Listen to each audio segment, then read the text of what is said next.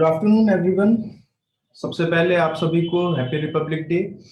आज हम लोग बात कर रहे हैं कोविड 19 के बारे में। हम बच्चों के टॉपिक से थोड़ा सा हट के पूरी कम्युनिटी के बारे में आज हम बात करेंगे, कोविड 19 वैक्सीन के बारे में। सर, कोविड 19 वैक्सीन आ चुकी है, सब लोगों को अच्छे से पता है, काफी न्यूज में चर्चा पे भी है। तो आज हम आपकी तरफ से जानना चाहेंगे कि आपके क्या व्यूज हैं कोविड 19 वैक्सीन के बारे में। सबसे पहला सर हमारा ये सवाल है, क्या बुजुर्गों को, जो एल्डरली लोग हैं हमारे, उनको ये वैक्सीन लगवानी चाहिए या? बिल्कुल, उनको तो जरूरी लगवानी चाहिए। उनके लिए सबसे ज्यादा जरूरी है वैक्सीन लगवाना। And because they are high risk group और कोमॉर्बिडिटी भी है उनके साथ। जैसे बुजुर्ग हो जाते हैं, किसी को हार्ट डिसीज है, किसी को डायबिटीज है, या किसी को ब्लड मतलब दिमाग से रिलेटेड प्रॉब्लम की दवाइयाँ चल रही हैं, उन लोगों के लिए तो बेहद बेहद जरूरी है। और गवर्नमेंट ने इसे जरूरी सेफ समझा है, तभी लॉन्च की गई है इंडिया में। तो सर, अगर किसी पेशेंट को अगर कोई एलर्जी है, कोई नॉन एलर्जी है ड्रग से या फूड से या फिर इम्यूनोसप्रेसेंट है कोई, तो क्या वो उनके लिए देखिए, सेफ है जिन लोगों को वैक्सीन? एलर्जी है, बहुत सीवियर एलर्जी है, या जिनको एनाफाइलैक्सिस हो जाती है, तो उनमें थोड़ा ज्यादा कॉशियस लेने की जरूरत है। और जो देखिए, जो भी वैक्सीन है ना, उनमें प्रिजर्वेटिव पड़े रहते हैं, तो वो डॉक्टर आपको अपने आप फाइंड आउट करेंगे। अगर आप उन्हें रिपोर्ट करेंगे तो वो कि वैक्सीन आप लोगों के लिए लगवाना सूटेबल है या नहीं। अगर वो आपको उन प्रिजर्वेटिव से पहले भी एलर्जी हुई है, तो निश्चित रूप से कोई प्रिकॉशन ली जाएगी या नहीं कराई जाएगी। तो ये डॉक्टर को बताना बताना होगा। चाहिए। जिनको भी एलर्जी होती है, उन्हें अपने डॉक्टर को, जनरली लोग बताते भी हैं कि हम्म। हमें सल्फा से एलर्जी है, हमें पेनिसिलिन से एलर्जी है, या हमें फला चीज से एलर्जी। लोग बताते हैं खुद, बताना भी चाहिए। सर, जैसे कुछ लोग नेचुरल इन्फेक्शन की वजह से उनमें एंटीबॉडीज डेवलप हो गई हैं, तो क्या उन एंटीबॉडीज पे भरोसा किया जा सकता है या फिर उनको भी वैक्सीन लगवाना देखिए, चाहिए? तो उनको भी वैक्सीन लगवाना चाहिए। ये कहते हैं कि जो जिनको कोरोना हो गया है, उन्हें 4 से 8 हफ्ते के बाद वैक्सीन लेना चाहिए।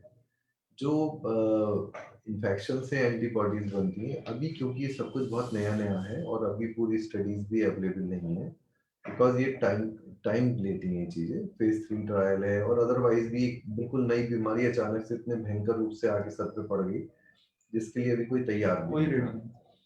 तो फिलहाल सभी को लगवानी चाहिए, क्योंकि ये कहते हैं कि कोरोना इन्फेक्शन से तकरीबन 3 महीने तक प्रोटेक्शन रहता है।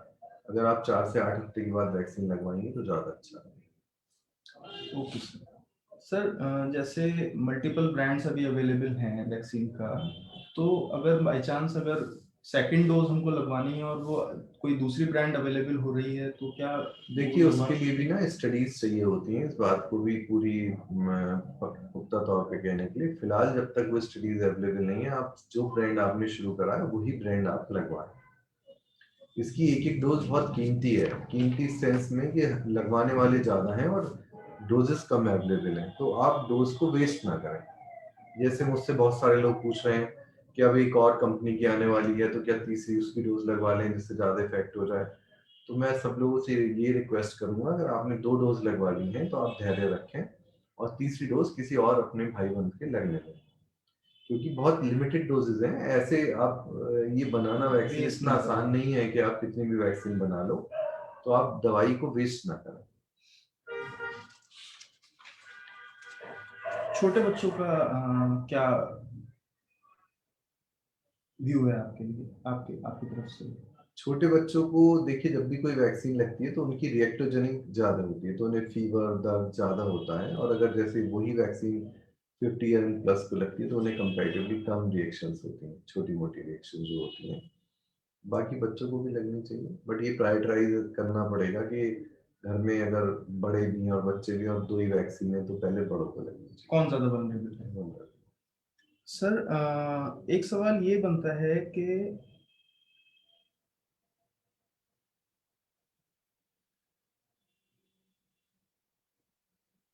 जो वैक्सीन के बारे में जो साइड इफेक्ट्स वगैरह जो रिपोर्ट होते हैं, वो बहुत कम परसेंटेज लोगों में होते हैं, और जरूरी नहीं वो वैक्सीन की वजह से ही हो। देखिए, ये हाई रिस्क पॉपुलेशन को वैक्सीन लगाई जा रही है, जो 60 ईयर एंड अबव है मेनली, और फॉरेन कंट्रीज में जो ऑलरेडी कंपनसेटेड है, या जिनके साथ कोमॉर्बिडिटीज है, डायबिटीज है, या और बहुत सारी तमाम बीमारियां हैं। तो अगर उन्हें कोई साइड इफेक्ट मतलब उनके वैक्सीन लगने के बाद उन्हें कोई प्रॉब्लम होती भी है तो ये जरूरी नहीं वैक्सीन से हुई है, वो हो सकता है उनकी जो इनहेरेंट अपनी बीमारी है उससे भी हो सकती है। ये तो रहा कोविड के बारे में। उसके अलावा भी देखिए दो अच्छे, बहुत अच्छे वैक्सीन हैं जो PCV, pneumococcal vaccine and influenza vaccine, वो सभी को लगाने चाहिए क्योंकि जितने वायरल इन्फेक्शन है उसमें 30% केसेस के अंदर को इन्फेक्शन हो जाता है। मतलब पहले स्टार्ट हुआ जैसे सपोज फ्लू से हुआ, उसके बाद निमोनिया हो गया उसको। तो सिमिलरली कोविड में भी होता है। तो आप कोविड वैक्सीन के अलावा अपने अपने आप को फ्लू वैक्सीन, एक एडासेल, एक निमोनिया के दो वैक्सीन होते हैं, एक जैसे PCV13 और एक निमोवैक्स 13, ये सभी वैक्सीन धीरे धीरे करके आप पूरे करें, तभी आप पूरी तरह सुरक्षित पाएंगे। और फ्लू का वैक्सीन तो बेहद बेहद जरूरी है। बट होता क्या है, आदमी आवेश में आके, भावनाओं में आके ही लगवाता है। जब फ्लू का टाइम चलता है, जैसे पिछले कुछ दिनों पहले एक एपिडेमिक आया था फ्लू का, तब काफी लोगों ने लगवाया। उसके बाद उनकी मेमोरी इतनी छोटी रहती है, अगले साल भूल जाते हैं लगवाना।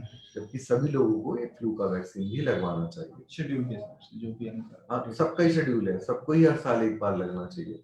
और आप अगर जो लोग फ्लू लगाएंगे तो ये देखेंगे निमोनिया की दर में बहुत कमी आ जाती है जहाँ फ्लू का वैक्सीन लगता है, क्योंकि 30% केसेस में फ्लू वैक्सीन लगने के बाद निमोनिया फिर भी हो जाता है, तो को इन्फेक्शन हो जाता है। आई थिंक काफी हम लोगों ने अभी चर्चा कर ली है इस बारे में। तो क्या सर हमको ये इजाजत है कि हम कल भी इस बारे में कुछ चर्चा कर पाए?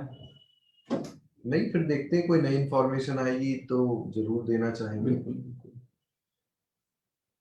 तो सो गाइस, थैंक यू।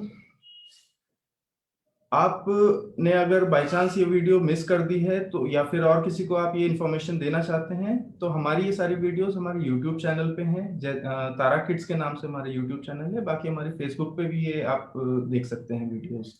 तो आज के लिए शुक्रिया। एक सवाल और आता है, जो हमारा IAP का लिटरेचर था उसमें मैं जी। पढ़ा था, कैकूनिंग, मतलब कि बुजुर्गों को ना लगाई जाए और घर में सबको लगा दी जाए।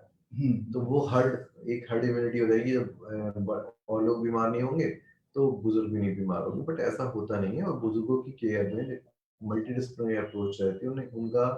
उनकी केयर ज्यादा लोग करते हैं, तो उन्हें किसी से भी, अच्छा जरूरी नहीं किसी को कोरोना हो तभी वो आपके संपर्क में आए। अगर एसिम्प्टोमेटिक कोरोना है, उसके अंदर कोरोना वायरस है, तो भी वो बुजुर्ग में जा सकता है। जो एक जवान आदमी को या बच्चे को कुछ नहीं कर रहा, मगर वो आपके बुजुर्ग को नुकसान कर सकता है। तो पहले हमें वैक्सीनेशन बुजुर्गों को जरूर लगवानी चाहिए, ये मेरा suggestion. So this was the take to home message कि बुजुर्ग पहली प्रायोरिटी हैं, उसके बाद में बाकी सब। सो थैंक यू आज के लिए।